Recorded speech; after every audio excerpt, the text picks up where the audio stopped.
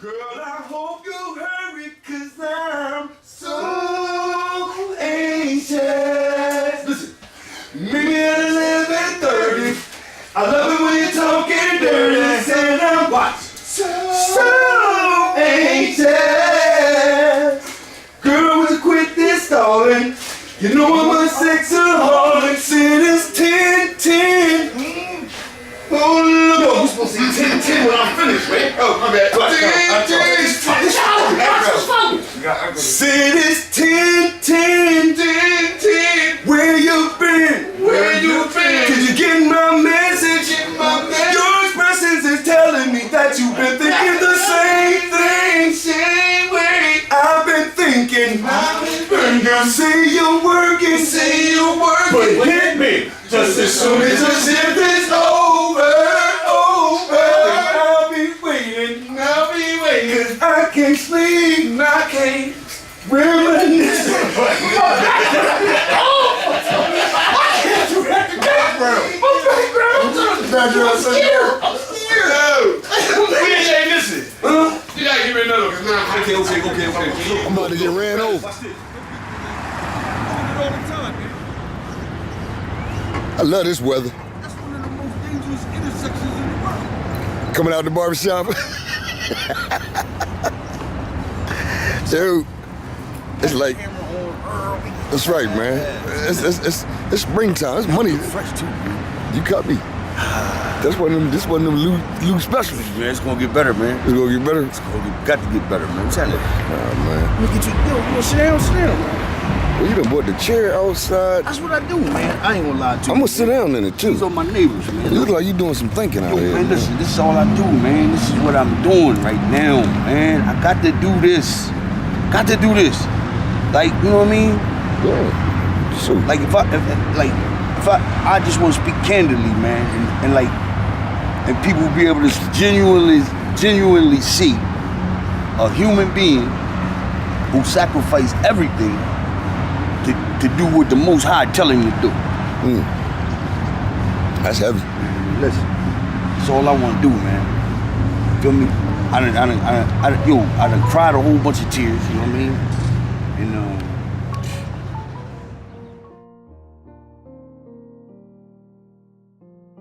I love this life of a barber.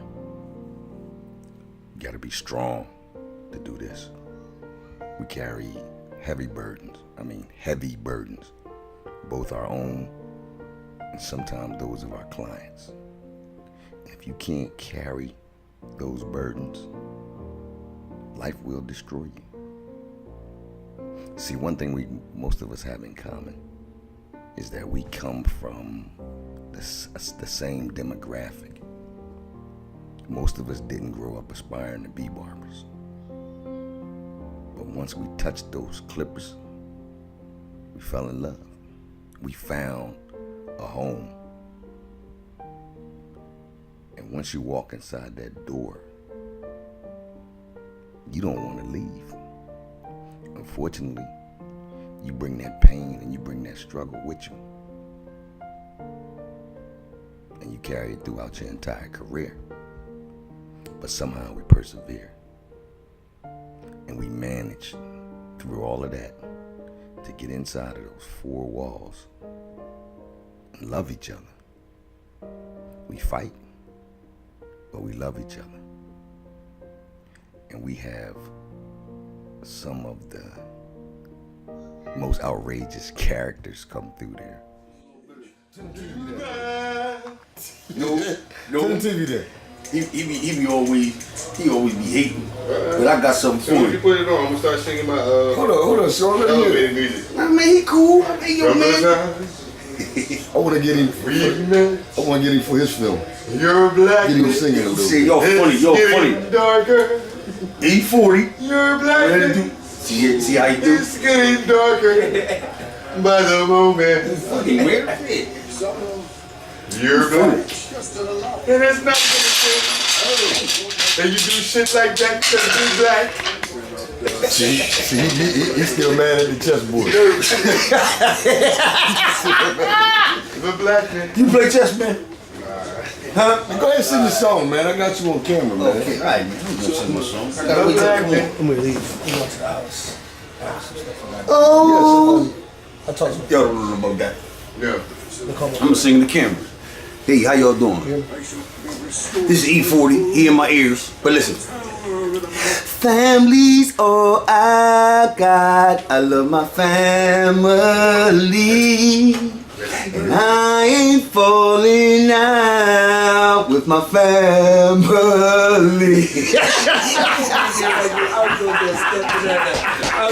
Yo, that ain't right, dog. That ain't right. Okay, ladies and gentlemen. Hey, man. We're live here at Prime Styles and Cuts. Today we're about to do a demonstration of and prove that the brain is indeed a muscle that needs exercise, and that with improper use of that muscle, it can be damaged.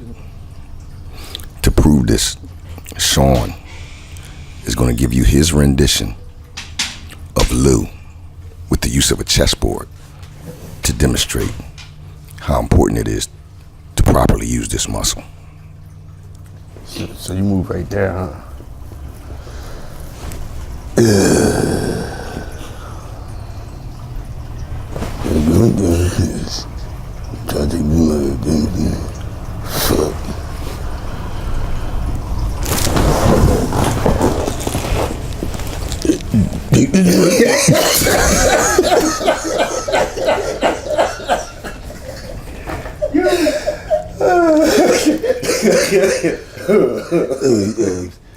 No, can't take that one. You can take that one.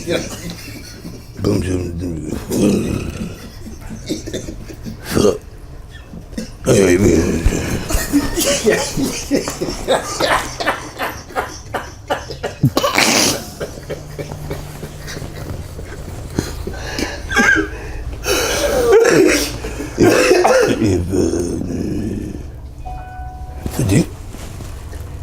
Fuck. Oh, you mean? Yeah, but I think something's gonna come back over here and you're gonna take that one. It's gonna be the same thing.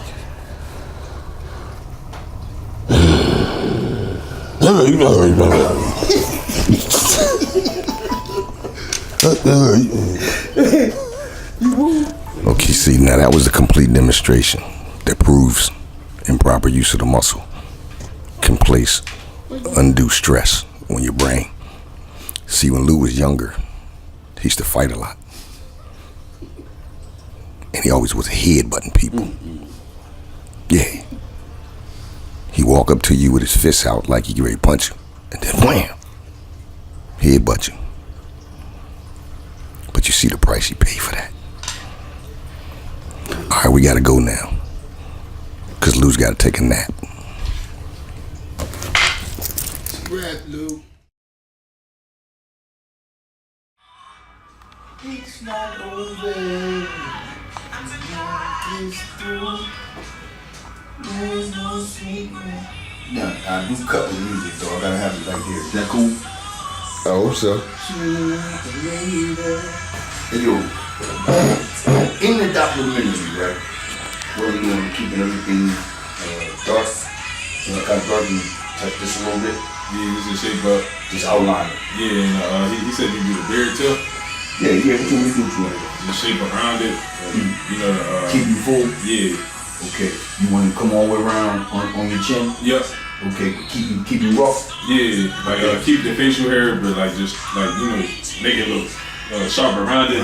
Yeah, I got it. Yeah. It's good that I got a new client. You don't know me. But this is me cutting in Newcastle County for about 27 years. I started at Blend Kings, my man Mark Brown down there next to Domino's Pizza, right? And listen, man, to God be the glory, he put me right around the corner from my mama's house in Garfield Park with Ed Harris. Now, both of these cats I have strong reverence for because consistently in life, they've been doing the stuff they were supposed to. And God had my assignment just a little bit different. You know what I mean? Hustle, been through addiction, construction, through trash, restoration. There's absolutely probably nothing on this planet that I don't think that my vessel is capable of doing. Let me tell you something. When Lou came walking down the street past the shop that day, he wasn't looking for me. He was walking around trying to clear his head, dealing with some things that had been going on in his personal life. Me, on the other hand, wasn't really looking for a barber at that time. But he walked up to me and he said, "What's up, Ed?" And I looked at him. I recognized his face, but I couldn't put a name on it. He said, "You don't even know who I am." He said, "It's Lou, Travis' dad." And it all came pouring back to me. That's Big Lou. I spent a lot of time in the same neighborhood that he grew up in. And we actually have children. We have sons in the same family. But I never really knew Lou, never really spent time with him. But the way he approached me, he showed me a respect that made me feel pretty good. And when he told me what he was doing, I looked at him and I said, "Lou, I got a chair open in the shop now. Come talk to me tomorrow. Think about it and let's do it." And he did. Well, after I hired him, he came that day and he stayed. He jumped in both feet and he stayed. And I started hearing people asking me, "Ed, with the kind of shop you run, why would you hire Lou?" I said, "What do you mean by that?" He said, "Well, you know Lou. He's been through his things." I said, "What kind of things are you talking about?" "You know, the streets." I said, "Oh, the same things that I've been through. The streets." So, as far as I'm concerned, that did not concern me because I seen his character from the moment I met him. Now, I'm to a point where I get mad, I get angry if I hear somebody say something bad about Lou. See, a lot of people don't understand him. They don't understand his commitment to God and they don't believe him. But it's not for them to believe. It's for him to believe. And I strongly believe that he believes. And he does everything within his body to live by those words and by those teachings of Jesus Christ. I see it. He tells me, "Man, if it wasn't for this book, I might put somebody in the river, Ed." And I don't doubt that because I know that pain. When he tells me his story, his life story, this man has been through some things. And it's not for us to judge him. True, we can judge a person's actions, but we cannot judge what's inside a man's soul or what's inside a man's heart. He shows me his heart. He shows me his heart because he believes in me. I hope that he believes in himself as much as he believes in me. But either way, he tells me all the time, "I'm running with you, Ed." Well, I want him to know that I'm running with you too, Lou. He told me that if I was to ever get in a fight and I hit somebody, that he's going in their pockets. I said, "Lou, why would you do that if I'm going if I'm fighting somebody, I'm not there to rob them. He said, I know. But he said, I hope you would think better of it, even getting in that fight, knowing that I'm standing there and I'm going to rob him, and you're going to walk away from that with a robbery charge. I said, man, this is the strangest thinking, but that's Lou. His brain operates on another level, and just because we don't understand it doesn't make him crazy. So just like he running with me, I'm running with him. See, I'm running with him because now I understand him a lot better than I did in the beginning. Yeah, in the beginning when we would have our conversations, he would talk so fast and move so fast, I would have a hard time keeping up with him. And I would say, Lou, you gotta slow down, man. People can't understand you. That was my initial thinking. But then I started thinking that maybe he just thinks at a different speed and on a different level than us, and we are the ones who need to catch up. Now I just let him talk, and I follow along. And when he's finished talking, I understand everything he said, and it makes so much sense. So my advice would be to do not underestimate this man. Do not underestimate the things that he say. Do not overvalue your own knowledge, because sometimes the truth is staring you right in the face, and it's you who just won't believe it because of where you perceive it to come from.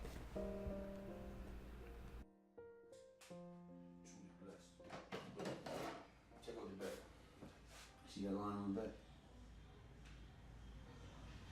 You see? No, right here. Look, boom, the back. Let him hold the mirror. I want him to. Oh, yeah. You see what I'm doing? Yeah. You trust me? Yeah, you got it. You ain't shot. I ain't too loud. Man, listen, man. Listen. See,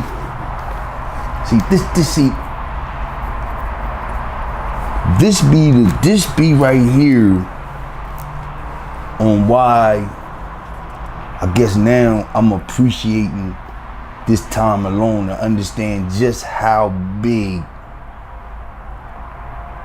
the mind is. You know what I mean? Like we was talking about Mr. Anthony on 8th and 8th and Walnut. No, 8th and King. The bagel shop was on the corner. The hair shop was right here. We was upstairs and we was doing the practical downstairs, but we was doing the written upstairs. But Mr. Anthony, and he had a son named Anthony Jr. and Miss Mary, they was all like the nucleus of my teachers. You know what I mean?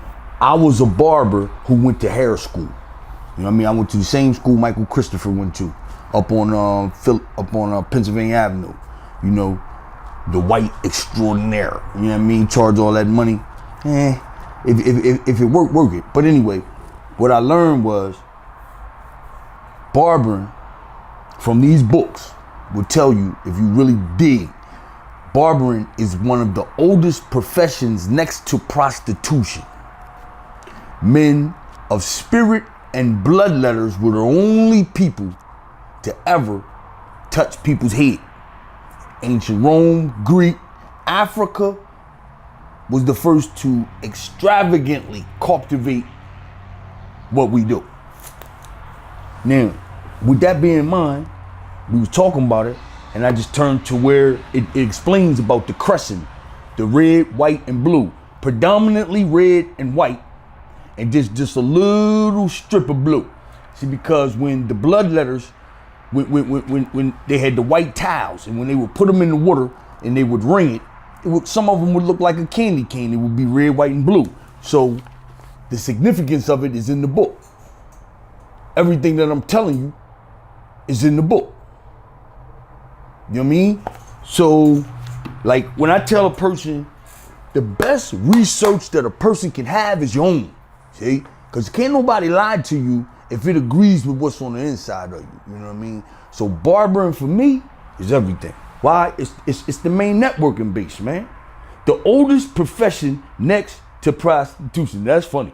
That's funny. That's funny. Because if you really look at it, you know, you pimping them. Get out there, spin that check, and get it right back. Nah, I'm playing. But that's the whole concept of, you know, taking it to the next level, man. Just with that kind of knowledge, you know, everybody standing behind a chair, you know, could kind of reverence themselves as a doctor in the community. Come on, man. You helping people heal their skin. You seeing these people more than they see their doctor. You know, when I've had experiences where people would break out with stuff on their neck.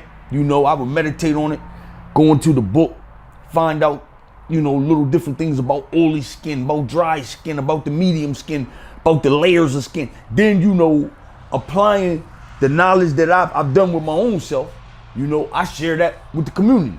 What is that gonna do? That's gonna make everybody's skin buttermilk. You know what I mean? That's gonna make everybody, you know, take a pride in their hair, in their appearance, you know? The detail, the outline. What I'm trying to get used to now is they said this rough look is the new clean.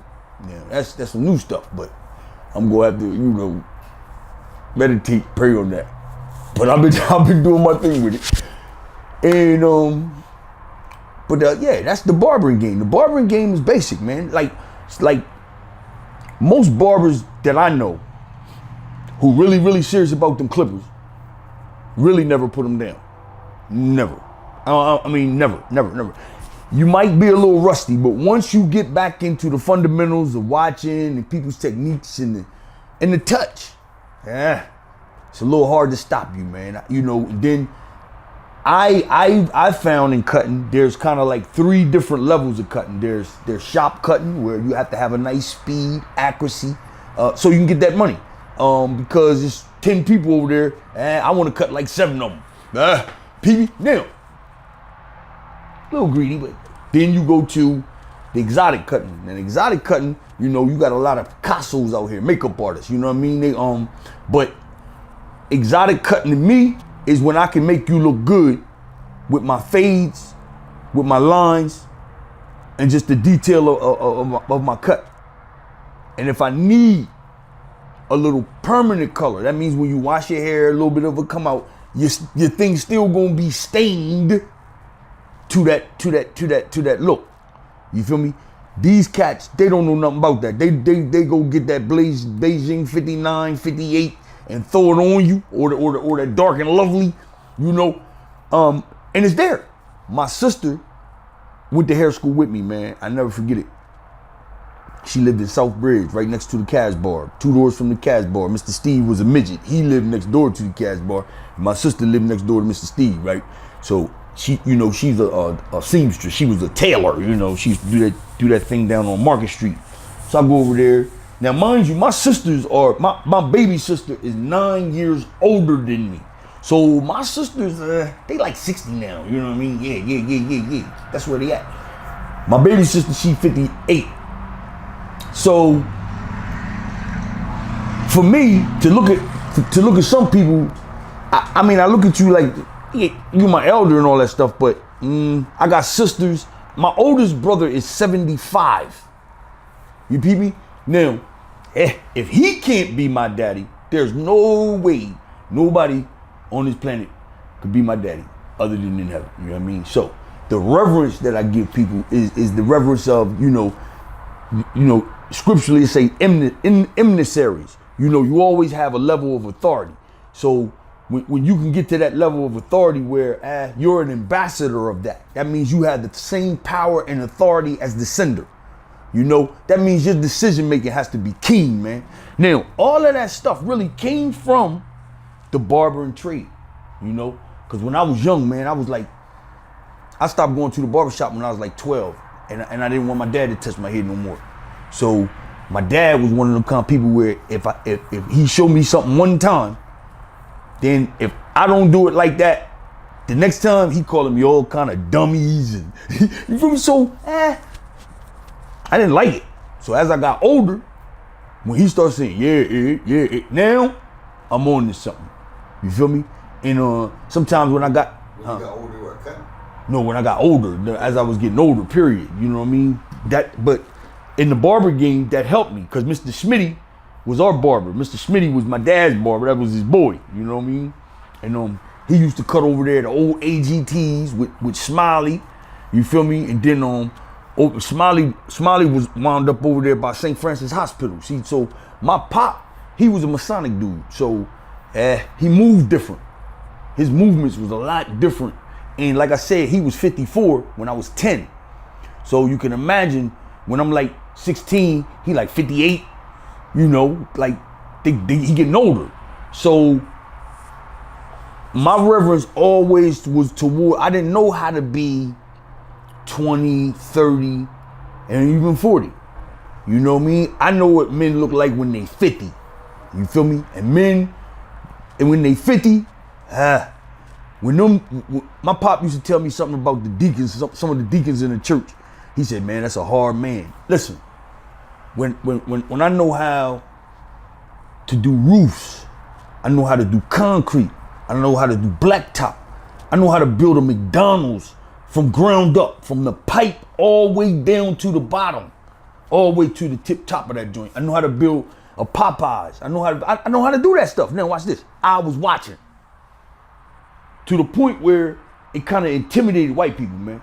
So I was in a dilemma, man. You know, my mind, I wanted to be intelligent, but then watch this. My energy and my aggression, I always prayed to simmer it because it was scary.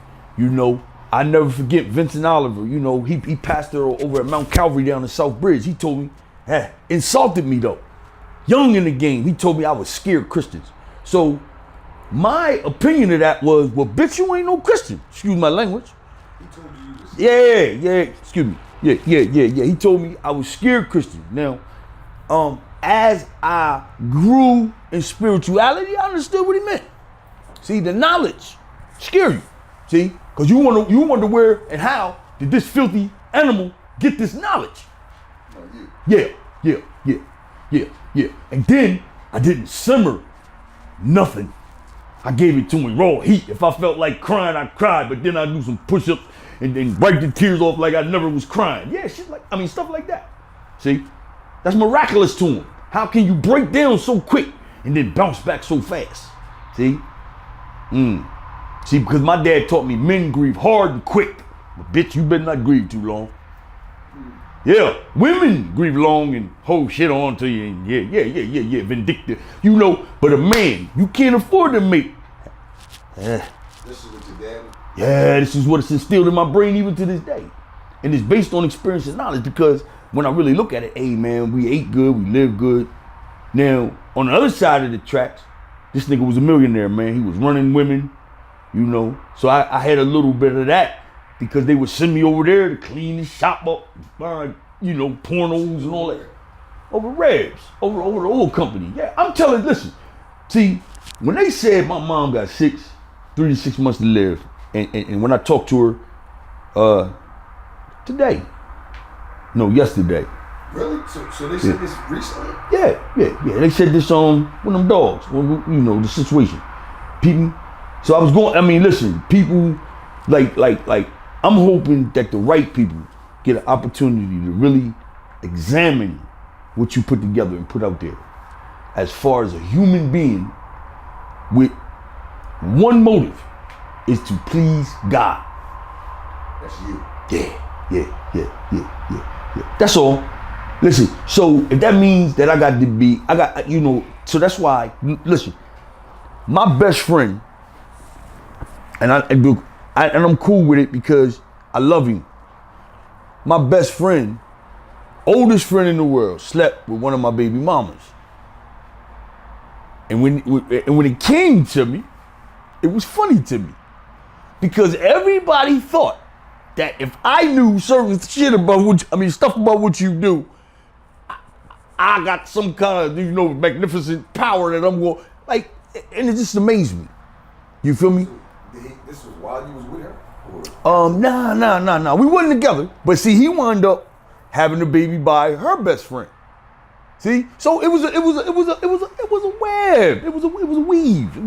It was a bob and weave, and it was something that getting close to 50, see, I won't make the same mistakes that my pop made. See, my pop pastored the church for 40 years, man. He was a millionaire, man. When I used to think back on this and really cry, because I'm like, how in the world could he front to me like he loved me so much? And nigga, what the fuck? I mean, what was you thinking, man? He was in the pulpit. People be like, oh man, this your son? You look just no, that's just the Hampton son. You know, and it just stayed in my brain, right? So, wait a minute. In front of you? Listen, I'm taking the mics down, man. See, that was his excuse to give me the bread every week. You feel me? I was the mic boy, and when I sung good or ushered real special, and yeah, all that kind of shit. You know what I mean? Because they had me in church 24 hours. All my baby life. My clothes, I had more suits and shoes than I had play clothes. Yeah. At a time in my life, right? Yeah. And I used to be teased, you know. Funny being because I was telling you about my baby, man, and that's what I'm saying, man. Like, as humanity, there's no harm in shouting out your brothers and trying to lift your brothers up, because in the whole realm of things, you can't be rich by yourself. That's one of the first things that I learned when I could comprehensively put words together, and they touched me like, oh, okay, this is what this means. The millionaire mind says millionaires don't roll single, they roll in clusters and bunches like grapes. And come on, man, like they roll. Yeah, you're not just gonna find one millionaire sitting over there by himself like that. Nah, why? Because we all have something invested in this, man. Peep me? Yeah. If my networking base is based on me and you, and yours the same way, what can't we do? See, this is what barbers have the power to do within the community if they could focus their minds on stuff other than frivolousness. Peep me? Yeah. See, we worry too much about each other, then worry about yourself first. What do you think about? Worry about the common good. What do you think about today's barber? Today, As opposed to traditional barbers? there is none. There is none. And I'm gonna tell you why. See, because the cats like Boney, Jesse and James, Mr. Smitty, look, the Payton brothers up in Chester, Suleiman, Reedy, you know what I mean? Saif Dean. Listen, man, come on, man. These niggas, all of them made over 100,000. Come on. Fuck is you? Excuse me, man. I'm sorry. I see that. I still need to calm my black ass down. You know what, man? Yeah, I look at it like it's passion, man. Yeah. Cabron, man. All these balls, man. Listen, Mike. So what is it? Man. That gets you this passionate about this? Is it the fact that these people, these barbers now just disrespect that? No, because we could have been better. We could be better. Because we can be better. See, the nonsense of negativity has to stop, man. It's just like a snowball, man. See, it's a snowball effect. So, you know, with my gangster thug behind, I want to plague the seed of love and peace and, you know, all that with my aggressiveness, and dare a person to touch me. Yeah. See, because you fighting heaven now. You ain't fighting me. You fight, listen, it's like the puppet master. Yeah, he gives me the immunity to do this. To say what I say, to go what I say. Now, they haven't seen anything yet. When this drop, I'm everywhere. This face, everywhere. Why? Because they need to understand that some man did hang on the cross and he was perfect. Yeah, and he looked like me, and he looked like you, and he looked like every little person you see out here. He looked just like him. From the heart. Yeah, he could have destroyed us then, but he didn't. Yeah. Look. So tell me a little bit more about today's barbers. Today's barbers, they lose sight of their vision. Yeah. See, they want what the next man want. They want to cut with what he cutting with.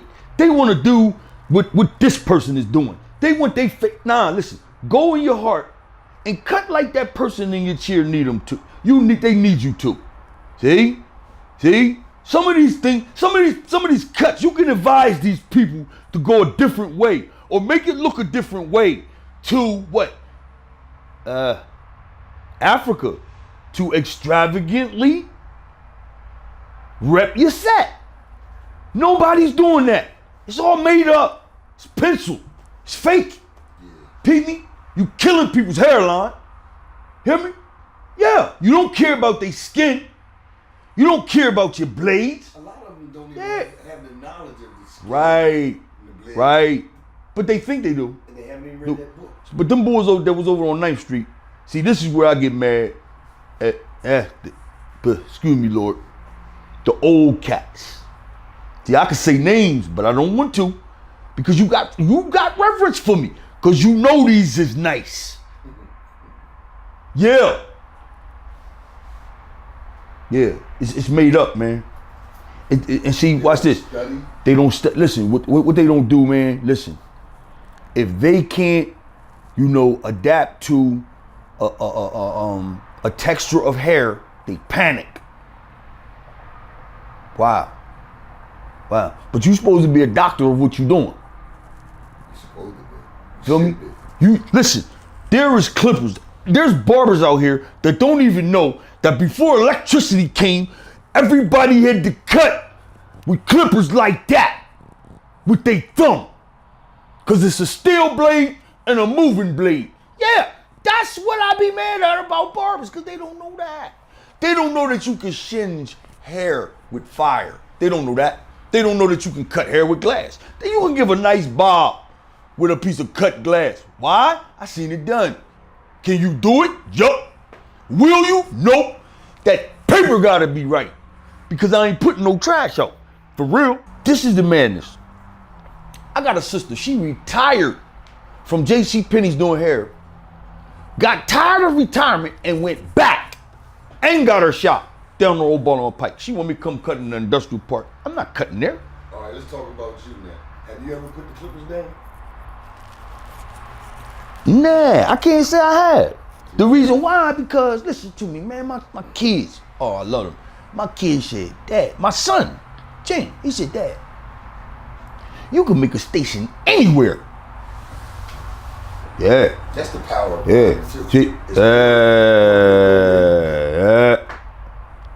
You don't leave home without them. Your hands. Listen, it's something sharp.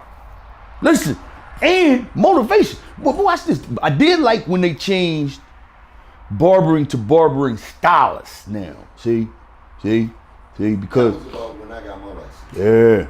See, because they can now they enforced you to know chemical work. Yeah, you need to know it. Somebody coming here with something, you need to be able to address anything, or go to somebody who can. See, personality, skill, well-rounded. See, barbers these days, you don't have the well-rounded person. See, if we have a celebrity come here, God, oh man, I would hope they would come somewhere back here. Why? Because of the etiquette. See, there's something in the game that over on 273. See, I got to say one name. Nah, I ain't gonna do that. 273 was a traumatic experience for me, because after a nervous breakdown, that's where I went. Went back to? No, I never. Yeah. I was never. See, I was really like the prodigal son. The first, before 1999, I was the prodigal son. I had everything. I did everything that made me feel good. I did construction. I cut hair. I threw trash. I did upholstering.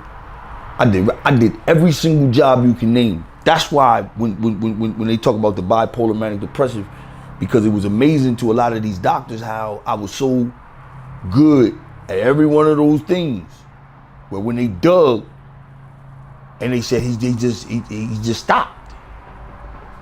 You know what I mean? Like it was times when I would try to be consistent in some things, or I would be consistent in some things, and God would just move me. Wow. Feel me? Nobody understood that. But my energy level at everything I did was way up here. Now, like I said, you know, it was times like when I was young, my sisters, my mom, everybody knew I would have to go in a dark room, all the lights out, and just be there. And let whatever get in me. I was an extrovert all the time, and then for a brief moment, I was an introvert. What about as a little kid? How far back can you remember your life as a kid? Like I can go back, and I can remember as far back as 4 or 5 years old. How far back can you remember? Here we go. Yeah. 6. 6. The reason why I say 6 is because significantly at 6, I had a niece. She's 4 years older than me. I mean, she's 4 years younger than me. You know, Lauren is like 45. 45, 46, yup. So she became like my sister. So I never was the baby. I was the baby boy, but I kind of wasn't. You know what I mean? So with that right there, you know, I remember one time we used to go to church all the time. So one time we was playing Dead Man, and she locked me in the trunk. Of a car? No, a trunk, nigga. In the house. In the house. Oh man, you know you laying there dead. She said, okay, Lauren, open this up. Lauren started crying. I said, what are you crying for? What you crying for, Lauren? You in the trunk. I'm in the trunk. I done passed out like 8 times before my mom came home from cleaning houses in Arden. So she couldn't get you out the trunk. Who? Lauren. Did you hear me? I had to wait till my mom came down. They revised me. You was literally out. And whooped my ass when I woke up. Cause I was stupid for getting in that trunk and then Lauren locked me in there. So as a kid, was yeah, so that was 6, huh? Was it happy then? Do you remember being happy? Yeah, I got a lot of ass whoopings, man. Lot of ass whoopings. Justifiable or just normal kid? Hey, I did shit, man. I was always doing shit, man. Always. It's been a problem, man, all my life. Always doing shit. Well, what I'm trying to see if you can remember or think back on those times. Do those seem like happy times for you? Nah, seriously. Yeah. I always tell people this, despite all of the dysfunction that I saw really behind closed doors, it was a real good time though.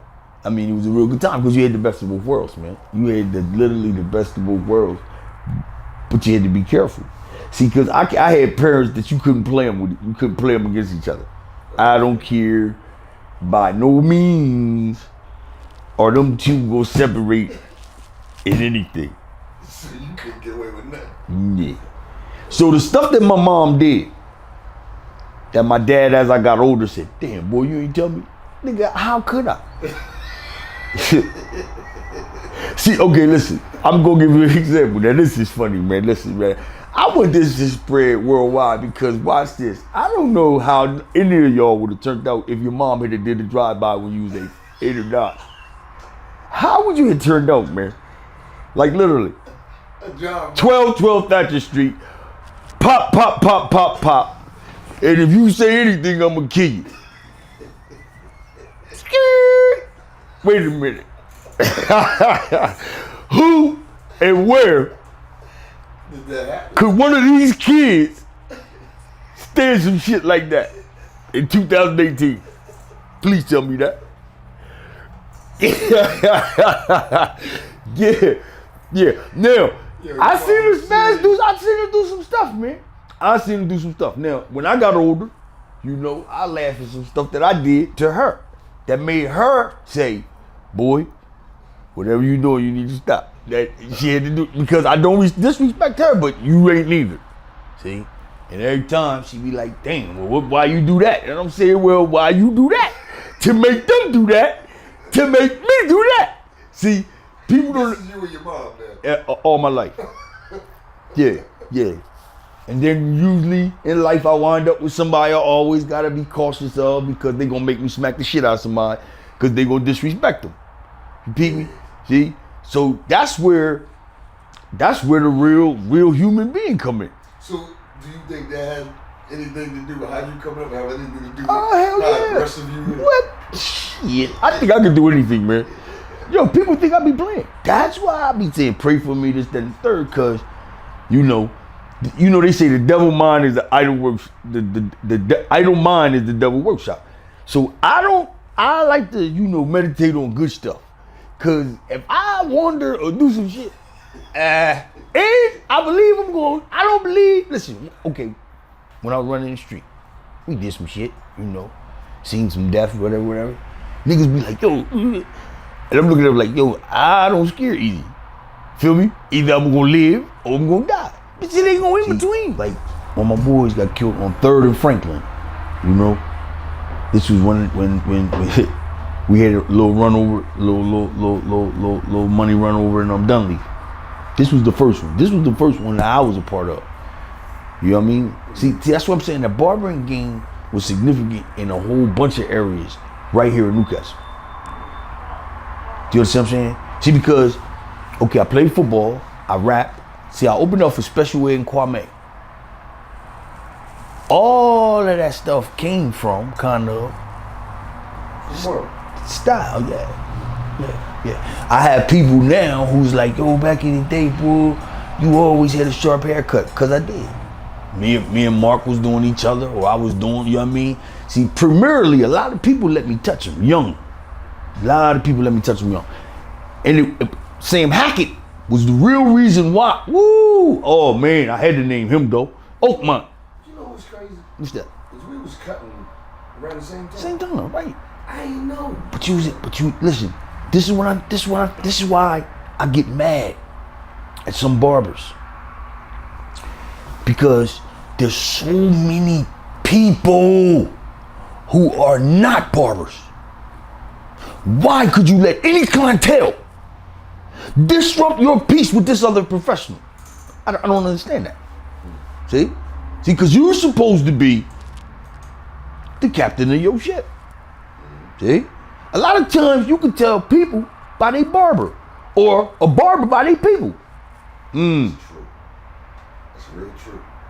Man, I've been around it so long, Ed. Ed, when I tell you, listen, Chester, 7th and Fulton, the new shop, was the first shop I ever went in. I knew then I would never stop cutting. Brother Price, I was going to Academy of Hair Design.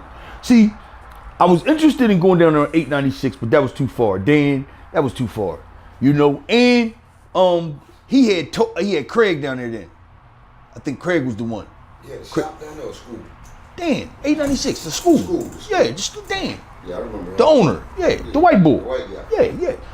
Very significant in the boom. Now, I can talk about these barbers everywhere. 7 barbers over there on Basin Road. They got Farmers Market locked down, headed down. These are millionaire bulls, man. Why? Because they had Farmers Market JP and they was charging niggas $220 to cut there.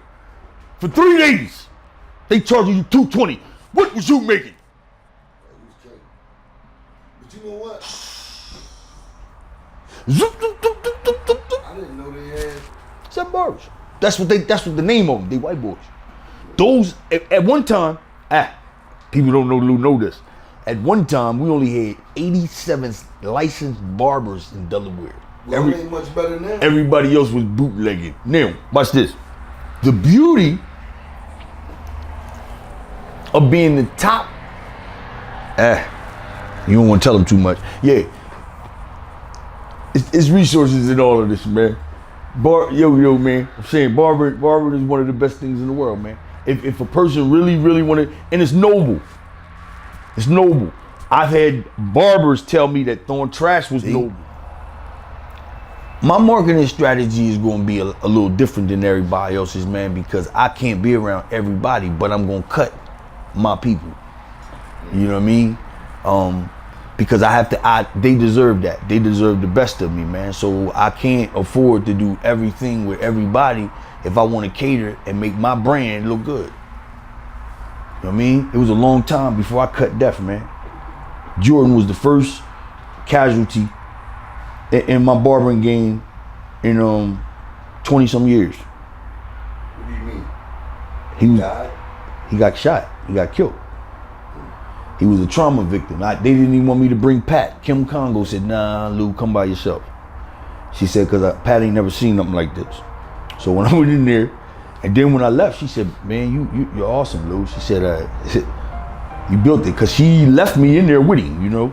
He got hit. He got hit.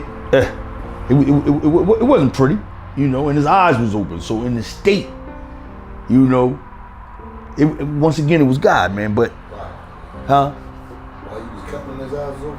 When I walked in, yeah. They hadn't sewn his eyes down yet. I told you, like she told I didn't take Pat. Feel me? Most barbers, they prep him. He came, they didn't prep him because they didn't know whether they was gonna open it or close it. You know? So I saw, I mean, it was something. And see, I be careful with what I say because Sharon, that's my baby. I love her so much. I hope she see this. It was an honor for me to be a part of that in the universe, you know, because it opened me up to a lot of things. And yeah. Yourself, 'cause I'm And that made me know that, you know, I'm